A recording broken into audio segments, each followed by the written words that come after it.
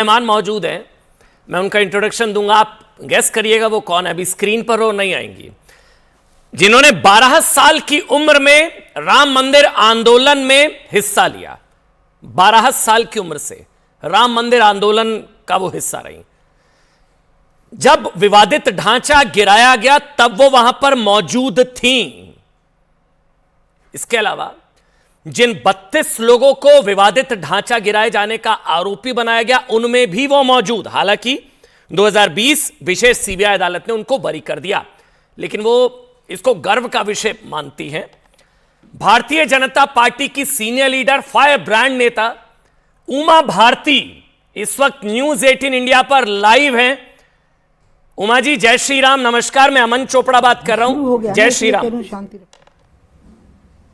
उमा जी नमस्कार जी। नमस्कार जी। उमा जी, सवाल कुछ नहीं, आज आपकी भावनाएं पूरा देश सुनना चाहेगा, जानना चाहेगा। हम सब तो उत्साहित हैं ही। सालों के तप तपस्या बलिदान का नतीजा 22 जनवरी। आपके मन में क्या भावनाएं हैं 22 जनवरी को लेकर, रामलला की प्राण प्रतिष्ठा को लेकर? उमा जी, जब 22 जनवरी नजर के सामने आता है कि उस समय पे रामलला के भव्य मंदिर का उद्घाटन होगा, रामलला की प्राण प्रतिष्ठा होगी, तो पूरे 500 साल का जो इतिहास रहा है बलिदानों का, वो आंखों के सामने आता है और लगता है कि सब कुछ सार्थक हो गया। बाबर आया, बाबर ने अपने सेनापति को मंदिर तोड़ने के लिए भेजा। उसने मंदिर तोड़ा तो सबसे पहले हनुमानगढ़ी के और वैष्णव साधुओं का मुकाबला हुआ। उनने अपने बलिदान दिए। फिर निरंतर बलिदानों की परंपरा चली। अकबर के समय पे थोड़ा सा एक समझौता हुआ कि एक चबूतरे पर राम भजन का लोगों को मौका दिया गया। फिर औरंगजेब के समय पे वो ख़त्म कर दिया गया। फिर एक बार फिर समय आया बाजिद अली शाह के समय पे, जब फिर एक चबूतरे पे राम भजन का मौका मिला। फिर अंग्रेजों ने लड़ाई करवा दी, उतना भी नहीं हो पाया। और फिर अंत में 1949 को रामलला वहाँ प्रकट हो गए, जिसमें गोरखपुर के महंत दिग्विजय नाथ जी का एक बहुत बड़ी भूमिका रही। उसके बाद अशोक जी सिंघल ने उसको आगे बढ़ाया और हम सब लोगों को उसमें आहूत किया। और हम सब अशोक जी सिंघल जी के नेतृत्व में, और इधर भाजपा में अडवाणी जी ने रथ यात्रा का प्रारंभ किया। उसके आर्किटेक्ट मोदी जी बने। फिर 2 कार सेवाएं हुई बहुत महत्वपूर्ण। एक हुई थी 31 अक्टूबर 1990 की, और दूसरी हुई 2 नवंबर 1990 की, और तीसरी जो हुई वो 6 दिसंबर 1992 की हुई। तब से फिर रामलला वहाँ रह गए, ढांचा वहाँ नहीं रह गया। फिर निरंतर समझौते सुलह के प्रयास हुए, कोर्ट में भी मामला चला, और अंत में ये फैसला 2010 में आ गया कि बीच की जगह रामलला की है। फिर उसके बाद बात आई कि मालिकाना हक किसका है, और उस पर माननीय सुप्रीम कोर्ट का फैसला आ गया। फैसले से लेके अभी तक के जो क्षण हैं, उसमें हमारे गृह मंत्री अमित शाह जी, हमारे उत्तर प्रदेश के मुख्यमंत्री योगी जी, और हमारे वर्तमान प्रधानमंत्री, जो विश्व के सबसे लोकप्रिय प्रधानमंत्रियों में से एक है मोदी जी, इन सब ने जैसा वातावरण बनाया, और जो हिंदू और मुसलमानों ने जो वातावरण बनाया कि उनने शांति से पूरी बात को सुना। क्योंकि मुसलमानों के मन में जो भय था, कि जो भय बिठाया था कांग्रेस ने और समाजवादियों ने और वामपंथियों ने, कि ये ढांचा गिर जाएगा तो तुम्हारी सारी मस्जिदें गिरा दी जाएंगी हिंदुस्तान की। लेकिन पूरे आंदोलन में जब से चला है 1949 से, और मैं तो 1973 से 12 साल की उम्र से रामचंद्र दास परमहंस जी मुझे उस स्पॉट को दिखाने के लिए ले गए थे, जो अब नहीं रहे हैं, और उन्होंने वो पूरा मुकदमा लड़ा था। अंसारी साहब एक तरफ होते थे और परमहंस जी दूसरी तरफ होते थे। तो तब से ही कभी ऐसा हुआ ही नहीं कि किसी मस्जिद पर एक पत्थर भी मारा गया हो, किसी मुसलमान पर हमला हुआ हो, कार सेवक लौटते हुए, आते हुए, जाते हुए खुद हिंसा के शिकार हुए, हत्याओं के शिकार हुए, गोलियों के बौछार के शिकार हुए, लाठीचार्ज के शिकार हुए, लेकिन खुद अपनी तरफ से हाथ नहीं उठाया, कभी कंकड़ भी नहीं मारा। अच्छा उमा जी, अभी आपने एक तारीख का जिक्र किया, 31 अक्टूबर 1990। अगर मैं गलत नहीं हूं, आप मुझे करेक्ट करिएगा, 31 अक्टूबर 1990 को ही बांदा की जेल से आप भागकर अयोध्या पहुंची थी, जब आपको बांदा के अस्थायी जेल में रखा गया था। वो तस्वीर मुझे याद है, जब सर मुंडवाया था आपने, हुलिया बदला था, पुलिस को चकमा देकर, वो 31 अक्टूबर ही था उमा जी? 31 अक्टूबर को जब अयोध्या में कार सेवा हुई और वासुदेव अग्रवाल जी को मार के गिरा दिया गया, ऊपर ढांचे पे थे, उनको वार्निंग भी नहीं दी गई, उनके पांव में गोली नहीं मारी गई, उनका सिर उड़ा दिया गया फायरिंग से। और कई कार सेवक घायल हुए और अशोक सिंघल जी भी घायल हो गए नेतृत्व करते हुए। उस समय पर जब ये सब, क्योंकि उन दिनों तो आप लोग तो थे नहीं ना कि हमें अपनी बात कहने का मौका मिलता, उस समय तो मीडिया पूरा सरकारी था, टेलीविजन का एक दूरदर्शन, तो उसमें ये खबर लगी कि अशोक जी घायल हो गए तो मैं बहुत व्याकुल हुई और एक रेस्ट हाउस को जेल की कैटेगरी दी गई थी, उसके अंदर हम लोग थे, 5-6 सांसद और थे। मेरा मन बहुत, हाँ जी हाँ, बांदा में, और करीब 50,000 कार सेवक सब जगह पर भर्ती थे, अलग अलग जगहों पर जमा किए कर उनने अपनी मर्यादापूर्ण तरीके से गिरफ्तारियां दे रखी थी, नहीं तो भागने के तो पूरे अवसर थे उनको। लेकिन मेरा तो मन बहुत खराब हुआ और मैंने रात में ही बाथरूम के पीछे के दरवाजे से एक बजरंग दल के जिला अध्यक्ष को, राजकुमार शिवहरे को बोल करके मैंने बुलवाया सिर मुड़ाने वाले को, और उसने मेरा सिर मोड़ा। तो मैं थी तो उस समय 30 साल की, लेकिन मैं लगने लगी 14-15 साल की, क्योंकि लड़की थी ना तो नाजुक चेहरा था, तो इसलिए वो लड़के जैसी लगने, लड़का 14-15 साल का लगने लगी मैं। और बढ़िया पजामा कुर्ता पहन के उसके छोटे भाई का, और मैं उसके साथ मारुति बेन में बैठी, मेरे बड़े भाई बाहर थे, वो बैठे, और हम रात भर चल के अयोध्या सुबह पहुंच गए। फिर 2 नवंबर के जत्थे का मुझे उसके आगे रहने को कहा, जिसमें करीब 9,000 कार सेवक थे, और एक जत्था हमसे थोड़ा अलग हो गया उत्साही नौजवानों का, उनने शॉर्टकट पकड़ा कि हम जल्दी रामलला पहुंचेंगे। बस उन नौजवानों को राम कुमार कोठारी और शरद कुमार कोठारी का एक साथ बलिदान हुआ। वो कहानी, राजकुमार शिवहरे आपको गाड़ी में पीछे वाली सीट पर बिठाकर, कंबल ओढ़कर, आपने सिर मुंडवा लिया था, हुलिया बदल लिया था। 30 अक्टूबर को कार सेवकों पर गोलियां चलवाई गई थी मुलायम सरकार के दौरान। 31 अक्टूबर को आप अयोध्या जाना चाह रही थी, मन में डर नहीं था किसी चीज का? वो कहानी आप याद बता पाएंगे, क्या हुआ था रात को? डर कैसे लगेगा? मेरी सगी मौसेरी बहन का एक लड़का आर्मी में कर्नल था, तो जब कारगिल पर सैनिक जा रहे थे तो वो उस जगह पर था जहाँ के लोग कारगिल नहीं भेजे जा रहे थे, तो मुझे खुद मिलने आया था कि मेरा ट्रांसफर वहाँ करवा दो जहाँ के सैनिक कारगिल भेजे जा रहे, जहाँ के अधिकारी। तो उस समय ऐसा हो जाता है कि आप बलिदान देना चाहते हैं, तो कहाँ से डर लगता? जब एक व्यक्ति को केसरिया पताका लिए हुए ऊपर से गोली मार के नीचे गिरा दिया गया, विवादास्पद ढांचे थे, अशोक जी हमारे जो नेतृत्व कर रहे थे वो घायल हो गए हैं, तो मुझे मौत का भय कहाँ था? मौत तो मुझे अपनी मुट्ठी में बंद लगती थी। और कंबल ओढ़ा इसलिए क्योंकि जेल से निकलते समय राजकुमार से पूछताछ होनी थी, मतलब कंपाउंड वॉल से बाउंड्री उसकी, रेस्ट हाउस की। उसके बाद तो आप जो सुनोगे मुझे यकीन ही नहीं होता आज तक कि ऐसा हो सकता है क्या कि पूरे उत्तर प्रदेश में कर्फ्यू था, लेकिन हम जितने बैरियर हमें रास्ते में पड़े थे, बांदा से लेके और अयोध्या तक, सारे बैरियर हम अपने हाथ से उठाए थे, क्योंकि दोनों तरफ पुलिस वाले सो रहे थे। तो आपने सर मुड़ा लिया था उस वक्त? पूरा एकदम सफाचट। और जब मैं पहुंची अयोध्या जी में, मणिराम दास जी की छावनी में, तो वहां पर पहले तो लोगों की समझ में नहीं आई कि कौन उतर रहा है मारुति बेन से। जब नजदीक से देखा कि ये तो मैं हूं, तो वहां तो भारी भीड़ थी, 50-60 हजार लोग जमा थे वहां पे। तो एकदम चिक्कारा सा भरा उन लोगों ने जय श्री राम का, और सब मुझे ले गए मंच के ऊपर। तो वहां के जो पत्रकार थे अयोध्या में जो मौजूद थे, उनने पूछा कि हमारे हिसाब से तो आप बांदा की जेल में हैं। तो मैंने कहा आप बांदा के एसपी और डीएम से पूछो। अच्छा मैं कहाँ हूँ? तो उन्होंने उनको फोन, लैंडलाइन था ना, मोबाइल तो था नहीं, तो उन्हें एसटीडी कॉल लगाया कि उमा भारती जी कहाँ हैं? बोले जेल में हैं। तो उन्होंने कहा देखो पता लगाओ, अब यहाँ की पुलिस से, वो यहाँ बैठी हुई है मंच के ऊपर।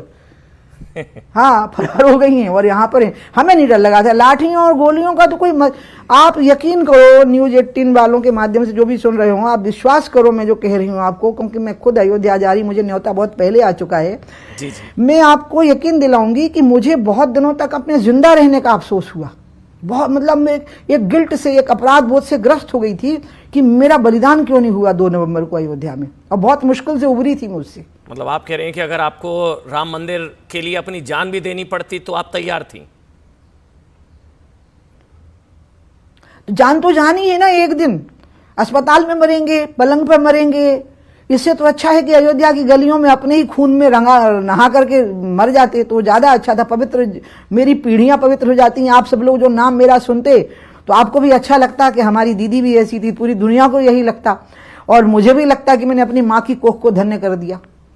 आपने गोलीबारी का जिक्र किया, 30 अक्टूबर 1990 कार सेवकों पर गोलीबारी, वो सबसे काला अध्याय, वो सोचकर आज भी बुरा लगता है।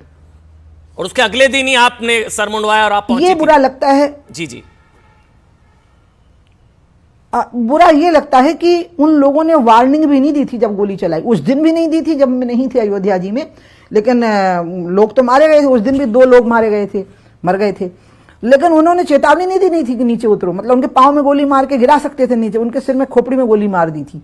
इसी तरह से उस दिन 2 नवंबर को भी मेरे जत्थे पे तो सिर्फ लाठीचार्ज और अश्रु गैस हो पाया था, और मुझे पकड़ना था इसलिए आगे से खींचना था, तो मुझे घसीटा तो बहुत कस के था। सीआरपीएफ की लेडी बटालियन पहुंची थी लेडी डीएसपी के साथ में, और वो करीब 500 मीटर घसीटा मुझे अयोध्या थाने तक ले जाने के लिए। उसमें तो जरूर खून मतलब से सन गई थी अपने ही खून से, खरोंचों के कारण, और कपड़े फट गए थे, वो खून और में सब धूल जब मिला जुला एक हो गया था। लेकिन इधर दूसरी गली में तो बहुत मरे थे लोग, हनुमानगढ़ी के पास वाली गली में। तो मैं आज भी सोचती हूँ कि उन पर ट्रायल नहीं चला, मर गए अब वो लोग, तो क्या नाम लूं उनका, मुलायम सिंह का, एसएसपी सुभाष जोशी का, और लोग वार्निंग नहीं दी थी किसी ने भी, उनको बिना वार्निंग के छातियों में गोलियां मार दी गई थी, और आज तक ट्रायल नहीं चला साहब। और मैं कई बार सोचती हूँ कि वो जो एक प्रोफेसर साहब थे जो जिनको फांसी दी गई थी कश्मीर के जो पार्लियामेंट में जो हमला हुआ था, वो आज तक अफजल हम शर्मिंदा हैं, तेरे कातिल जिंदा हैं, वो नारा आज तक लगता है। तो हमें भी लगता रहा कि राम शरद हम शर्मिंदा हैं क्योंकि तुम्हारे कातिल जिंदा हैं, और वो सरकारें बनाते रहे। वामपंथियों ने कुछ नहीं बोला, कांग्रेसियों ने कुछ नहीं बोला, बल्कि नारायण दत्त तिवारी ने समर्थन दे दिया उनको, मुलायम सिंह को, और सरकार चलने दी उनकी कांग्रेस के लोगों ने। कुछ लोग तो कहते हैं कि कोठारी बंधुओं को भी हनुमानगढ़ी के घर से निकालकर गोली मारी गई थी।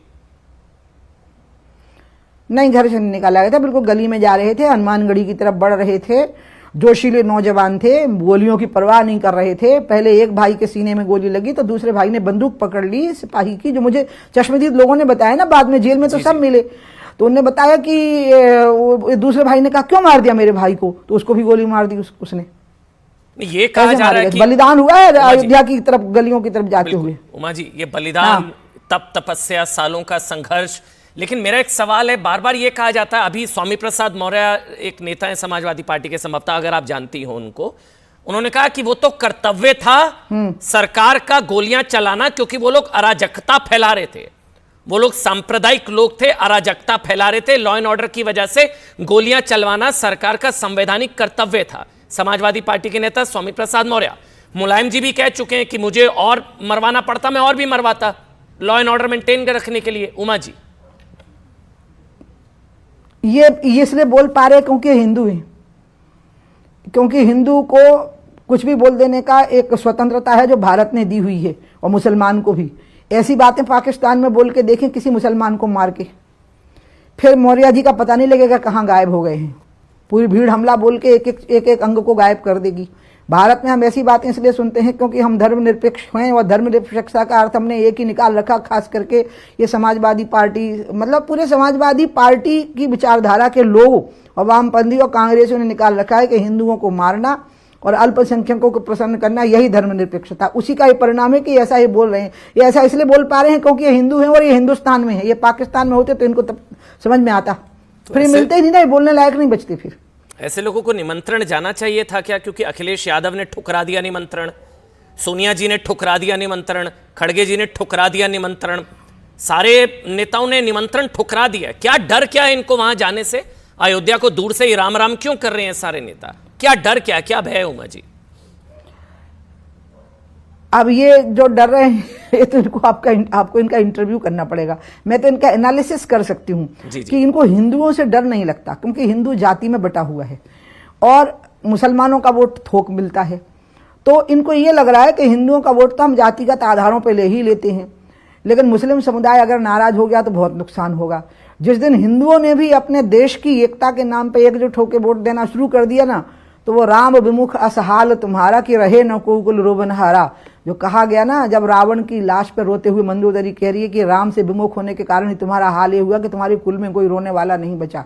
जब ये हो जाएगा ना, तब समझ में आना है, जब सारा भारत, उसमें हिंदू और मुसलमान मिल करके एकजुट हो जाएंगे। क्योंकि मुसलमानों को भी समझ में आ गया कि हमारा तो बाल भी माँ का नहीं हुआ, हम फालतू में डर रहे थे। तो एक्चुअली मंदिर का निर्माण तो मुसलमानों के लिए बड़ा रिलीफ है, क्योंकि वो बहुत बड़े भय में जिए हैं वो लोग। उनके अंदर पूरे समय भय पैदा किया गया, तुम पे खतरा रहेगा, तुम पे खतरा रहेगा, तुम पे खतरा रहेगा। वो नहीं हुआ। तो इसलिए ये तो लोग ही हैं जो, अच्छा ये जो बात है निमंत्रण ठुकरा दिया, आप प्लीज ठुकरा देने शब्द का प्रयोग मत करिए। देखिए फिर तो रावण के दरबार में भी हनुमान जी गए, अंगद गए, कितने लोग गए हैं, और उनको कहा है कि शांति से आओ, समझौता कर लो, मिलो राम को आकर के। फिर अंत में जाकर के हुआ कि वो उनका कुल ही नाश हो गया। फिर एक आखिरी दो सवाल छोटे छोटे, आपको लगता है इनको प्रायश्चित के तौर पर या पश्चाताप के तौर पर वहां जाना चाहिए था?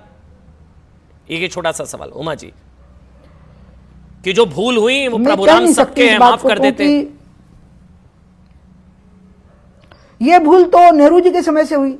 जो ताला लगा था राम जन्मभूमि पर, वो ताला नेहरू जी की वजह से लगा था। जब वो प्रधानमंत्री थे और रामलला प्रकट हुए थे 1949 में, उस समय पे ये जो निर्णय हुआ था सरकार की तरफ से कि वहाँ ताला लगा दो तो मुसलमान खुश रहेंगे और पूजा करने के लिए बस पंडित भर को जाने दो तो हिंदू खुश रहेंगे।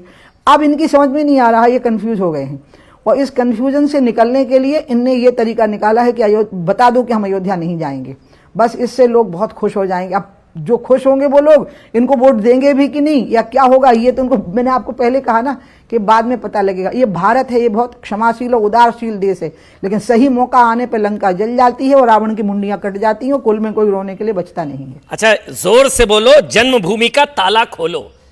ऐसे कई सारे नारे, जाते जाते उमा जी कोई एक नारा आपके दिल के करीब, कोई आप बताना चाहे, कोई एक नारा? मुझे तो ये याद आया अभी, जोर से बोलो, जन्मभूमि का ताला खोलो। नहीं, ये आंदोलन में आंदोलनकारी नारा लगाती थी भैया। मैं नारा लगाना, नेताओं का नारा लगाना, ये मेरी आदत नहीं रही। मैं तो जय श्री राम बोलती थी और बजरंग बली की जय बोलती थी, और ये बहुत दिनों तक चला। जब तक कि मैं मंत्री बन गई तब तक चला। मैं मिनिस्टर हो गई थी अटल जी के साथ, तभी मैं जय श्री राम बोलती थी, तो इसलिए यही बोलती, इसके अलावा नहीं बोलती हूँ। जय श्री राम उमा जी, बहुत बहुत धन्यवाद, बहुत बहुत धन्यवाद, आपने समय निकाला। जय श्री